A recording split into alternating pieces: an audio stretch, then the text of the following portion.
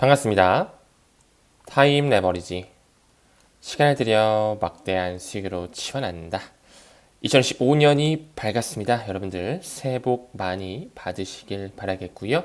올 한 해 좋은 일만 가득하시길 진심으로 바라겠습니다. 모두 힘차게 새 출발하셨으면 좋겠고요. 금일도 함께 성장해 주심에 대단히 감사드립니다. 본격적인 시작에 앞서서 하나의 영상을 좀 공유 드립니다. 떠먹여주는 팁이라고 있어요. 구독자 규모가 여기도 한 30만 정도 되는 것 같은데요.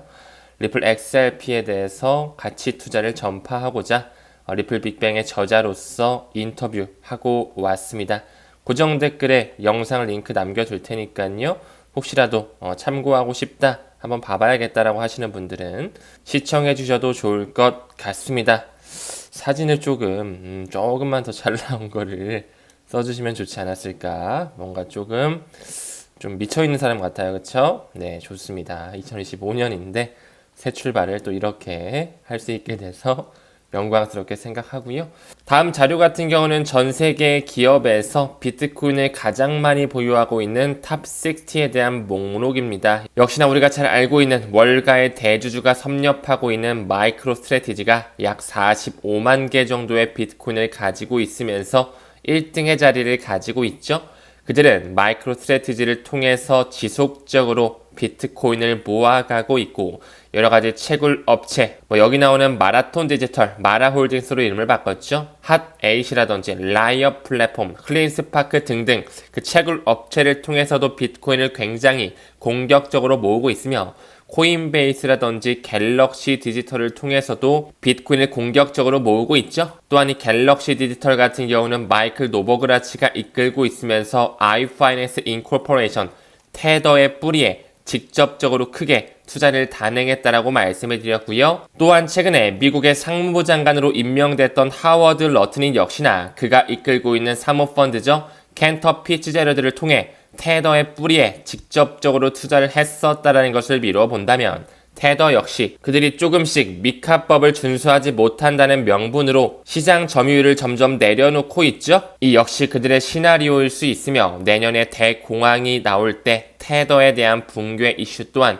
나올 수 있다라는 가능성을 열어놓자라고 말씀을 드렸습니다. 이제 정말 2025년 리플 빅뱅이 떠오를 수밖에 없는 해가 밝았다라고 볼 수가 있죠. 어디까지 올라갈지는 아무도 예상할 수는 없겠지만, 확실한 것은 그 어떤 코인보다도 XRP의 상승률, 메이저 코인 중에 대장격으로 올랐으면서 타의 추종을 불허하는 유틸리티를 거머쥘 수밖에 없는 코인, 그 네이티브 코인은 XRP가 될 것이라는 것에 믿어 의심치 않습니다. 실제로 리플 커뮤니티에서 당신은 얼마 정도의 리플을 엑시트하고 나갈 것이냐, $5, $10, $20, 약 20%의 안팎으로 투표가 됐지만, $100가 넘는 금액에 40% 이상 투표가 됐다. 그만큼 리플의 진성 투자자들은 XRP에 대한 밝은 비전을 보면서 중장기적인 투자를 이어간다라는 의지가 보이는 것이겠죠. 비트코인을 기준으로 했을 때 2024년 4분기 약 46% 정도 상승을 하고 마감이 됐습니다. 그쵸?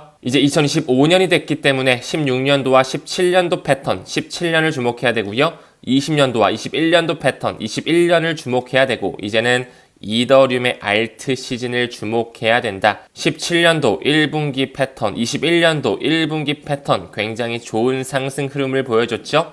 이제 2025년 1분기 패턴의 이더리움의 폭발이 나오면서 알트코인에 대한 순환매 사이클 반드시 연출될 것이라 보고 있습니다. 중간중간에 많은 잡음들도 생기겠지만, 그들이 이제 끌어올리는 시기가 다가오고 대중들을 현혹시키면서 들어오게끔 유인하는 정책들, 미디어가 동반될 것이기 때문에 반드시 우리들의 본인만의 매도 타이밍과 분할 매도 전략을 꼭 가지고 있자라고 말씀드렸습니다. 2024년 작년을 기준으로 출시된 740개의 신규 ETF 상품 중에 상위 8개가 모두 다 암호화폐 관련된 ETF였다. 그 8개 중에 4개는 비트코인에 관련된 ETF였고요. 그 중에 2개는 이더리움에 대한 ETF였으며, 또 그 중에 2개는 마이크로 스트래티지에 대한 ETF 상품, 이제 슬슬 전통 금융에서 크립토 시장 쪽으로 돈이 들어올 수밖에 없는 파이프라인이 2025년에는 이제 많은 알트코인 섹터에도 뚫리면서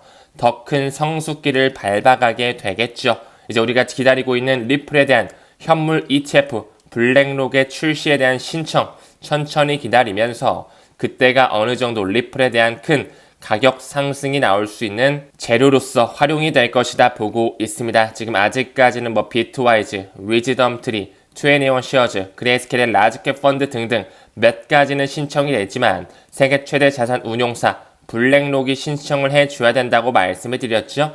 사실 XRP뿐만 아니라 디지털 은, 라이트코인과 솔라나 역시도 스팟 ETF 상품이 준비되어지고 있다라는 거. 언제 신청을 하고 언제 승인할지는 그들이 정하겠지만 개인적인 생각으로 2025년 1분기 안쪽으로 블랙록의 현물 ETF 신청이 좀 나오지 않을까 개인적인 생각을 가지고 있습니다. 또한 이와 맞물려서 21세기 금융혁신 법안이죠. 모든 암호화폐 70%는 증권이 아닌 상품이다. FIT21 법안이 통과된다. 리플에 대해 스포트라이트가 될 수밖에 없는 시기 그렇게 머지 않았다라고 생각을 합니다. 다음 기사 봤을 때 2025년 이제 올해가 됐고요. 일본은행 80%가 리플을 채택할 예정이다. 이제 정말로 카운트다운이 들어갈 수가 있겠죠. 이미 많은 리서치를 통해 일본의 은행 80%가 리플과 파트너십 관계라는 것을 알고 있고요. 그 일본의 대형금권 SBI CEO 역시 리플을 쓰는 금융기관이 계속 늘어나면서 2025년에 모든 일본의 은행이 XRP를 사용하게 될 것이라고 과거서부터 샤라웃해 왔습니다. 이미 SBI그룹의 공식 문서를 봤을 때도 XRP 레저를 탑재하고 있을 뿐만 아니라 그들은 슬슬 리플의 기술로 구동되는 ATM을 공유할 계획까지 가지고 있었죠. 왜 과거부터 SBI그룹이 리플 XRP를 통해 배당금을 제공하는 메커니즘을 채택을 했고 과거부터 설계했던 머니탭 다시 한번 수면 위로 떠올라지면서 이제 정말 일본의 주요 메이저 은행들이 XRP에 대한 도입을 추진하고 있다라는 거 이제 정말 수면 위로 떠올라지면서 XRP가 실질적으로 활용되는 리플의 빅뱅의 해가 밝았다라고 볼 수가 있겠죠? 어떻게 소송에 처해있던 리플이 인터내셔널 모니터리 펀드 국제통화기금과 협력하면서 많은 국가결제 시스템을 구축할 수가 있을까요? 뱅크 오브 재팬이죠. 과거부터 일본의 중앙은행 역시 새로운 메시징 시스템 ISO 2002 표준을 탑재할 준비를 하고 있었고 이미 일본의 은행연합회 Japanese Banker Association 또한 BIS의 상호 운용성 국경 간 결제 태스크포스 안에 합류가 되면서 리플과 공존하고 있다라는 거. 이 ISO 2002의 최초의 블록체인 기업은 단 하나 리플 네트워크밖에 없다라고 말씀드렸고요. 이제 올해 4월 13일부터 시작되죠. 일본 오사카에서 열리는 엑스포 세계 박람회에서 엄청난 숫자의 NFT를 XRP 레저 위에 올린다라고 말씀을 드렸습니다. XLS20 메인넷이 다시 한번 가동되면서 엄청난 유틸리티가 폭발하는 시기 다가오고 있다라는 것 명심하셨으면 좋겠습니다. 다음 기사 봤을 때 네덜란드를 필두로 해서 유럽 전역까지 퍼지죠. 이 문페이 자체가 유럽 암호화폐 운영 라이선스를 취득했다. 즉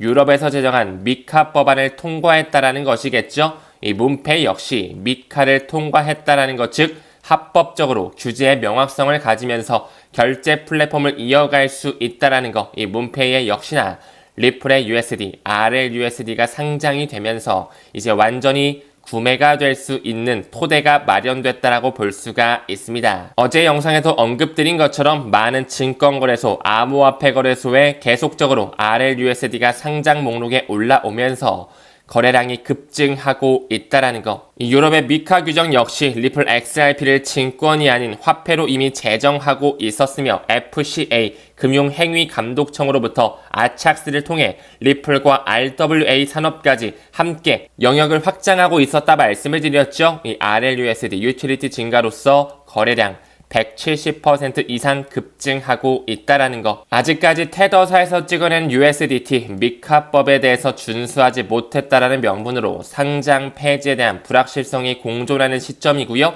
시간이 지날수록 테더에 대한 공급량이 조금씩 점진적으로 하락되고 있다는 것 또한 우리가 볼 수가 있습니다. 실제로 테더의 점유율 자체가 원래는 70대 초반을 보여줬다면 지금 현재는 67%까지 하향 조정이 되면서 점점 점유율을 잃어가고 있다는 거, 이 자리를 RLUSD가 충분히 거머쥘 수 있다라고 생각을 하고요. 우리가 한 가지 고무적으로 볼 수 있는 하나의 인덱스로서 스테이블 코인에 대한 시가총액이 2천억 달러가 넘어가며 사상 최고치를 경신하고 있다. 이제 다시 한번 이 유동성이 암호화폐 시장으로 그대로 들어오면서 네 번째 반감기 슈퍼사이클이 연출될 수 있다라는 준비가 완료됐다, 이렇게도 말씀드릴 수 있을 것 같습니다. 다음 기사 봤을 때 전 IMF 이사이자 인도 중앙은행 총재 라구암이 나오고 있거든요. 리플의 스테이블 코인 자문위원회로 임명됐다라는 것, 왜 그렇게 고위급 인사들이 리플에 합류를 하고 있을까요? 그 라구암 라잔 같은 경우 여기 볼까요? 2003년부터 2006년까지 IMF 연구이사 겸 수석 경제학자로 있었고요. 그 이후 2013년 9월부터 16년 9월까지는 인도의 중앙은행 RBI, Reserve Bank of India죠. 23대 총재가 되었고요. 그 뒤에 2015년서부터 국제결제은행의 부총재가 됐었던 이 라구암 라잔이라는 인물이 왜 리플에 공식적으로 합류가 됐는지 우리는 의미심장하게 볼 필요가 있고요. 이 라잔 같은 경우 2005년부터 연방준비제도 연례 잭슨홀 회의에서도 금융 시스템의 위험 증가에 대해 경고하고 있었다. 2008년에 미국발 금융위기 이후 이 라잔의 경고는 선견지명이 있는 것으로 널리 인정을 받으면서 지금 현재 BIS의 부총재까지 역임했었다. 왜 자꾸 이러한 인물들이 리플사에 합류가 되고 있었을까요? 미국의 보스턴 연은과 리치몬드 연은의 C레벨까지 했었던 인물, 또한 미국의 연방준비예금보험공사 스페인의 최대은행 산탄데르 역시 리플의 초기 투자자이며 FDIC 역시 리플과 파트너십 관계에 있죠.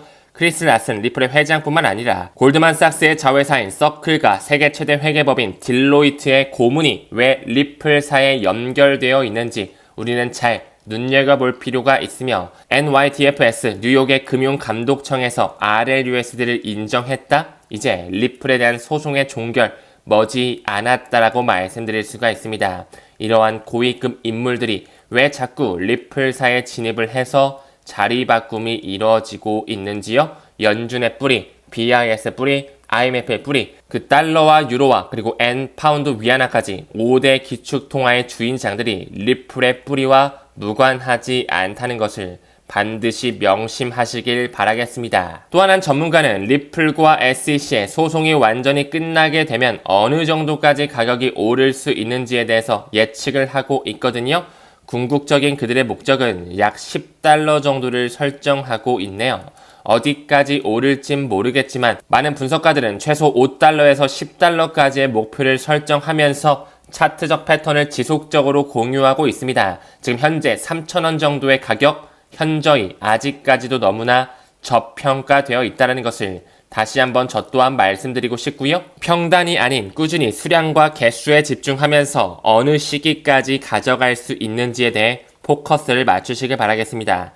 늘 말씀드리죠. 2030년까지 1만 개는 무조건적으로 그냥 가져가신다면 여러분들은 큰 부의 반열에 오를 수 있다는 것을요. 전 세계에서 가장 성공적인 암호화폐가 리플이 될 수 있는 이유, 비트코인의 창시자 중 한 명이 리플의 CTO일 수 있다라는 이 합리적인 추측에서부터 나올 수가 있겠죠. 만약 모든 사람이 이 사실을 알았다면 이미 XRP는 4자리에서 5자리 이상의 큰 가격 형성을 보여주고 있을 것이다. 정말 블록체인의 대장이 XRP 레저가 된다라는, 지금 들으면 조금 이상한 소리로 들릴 수 있겠지만 정말 비트코인의 본질을 알고요. 이제 어떤 시대가 펼쳐지는지, 4차 산업혁명의 정보화 시대가 끝났다면 가치의 인터넷, 핀터넷 세상이 오게 되는 시점을 알게 된다면 XRP가 타의 추종을 불허하는 가장 큰 유틸리티를 가져가게 될 것이다. 정말 그 비트코인, BTC죠? 정말 그게 베타 테스트 코인이 맞다라고 하고, 정말 1991년에 여기 앉아있는 데이비드 슈워츠 리플의 CTO가 다중분산 컴퓨팅 시스템에 대한 특허를 가지고 있다는 이 문서를 우리는 알고 있기 때문에 비트코인을 사토시 나카모토가 만들었다? 할핀이 만들었을까요? 미국의 CIA가 만들었을까요? 혹은 도리안 사토시 나카모토가 만들었을까요? 아직 확실하게 밝혀지지 않은 인물이지만 비트코인을 만들기 위한 원천 기술을 1991년서부터 현 리플의 CTO 데이비드 슈워츠가 가지고 있기 때문에 2025년 국경 간 결제, 파생 상품 그리고 RWA 섹터에도 XRP 레저가 확장되면서 왕의 자리를 거머쥐게 될 것이라는 것에 믿어 의심치 않습니다. 모두 2025년 새해 복 많이 받으시고요. 금일도 시청해주심에 대단히 고맙습니다. 우리는 모든 면에서 점점 더 좋아지고 있습니다. 감사합니다. 성투합시다.